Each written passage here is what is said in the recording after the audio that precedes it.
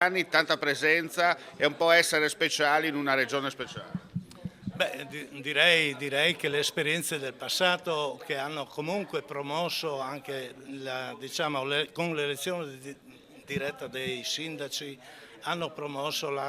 non solo la categoria, ma direi anche il potere che il sindaco, ecco, in certi momenti deve usare, perché naturalmente la società di oggi ha bisogno di interventi diretti possibili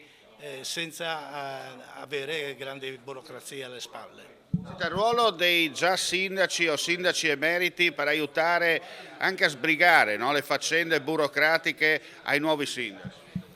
Ma direi che noi possiamo passare, diciamo così, il testimone, però con sistemi aggiornati al giorno d'oggi, ovvero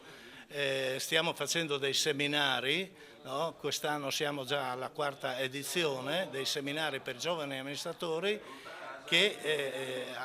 alla quale, diciamo, partecipano formatori, diciamo, universitari, ma anche dirigenti della nostra regione Friuli Venezia Giulia, che naturalmente portano le normative e le leggi attuali da impostare sui vari settori che un comune deve amministrare, dalla sanità all'assistenza, dal territorio a tutti, ecco, tutti gli eventi che possono succedere,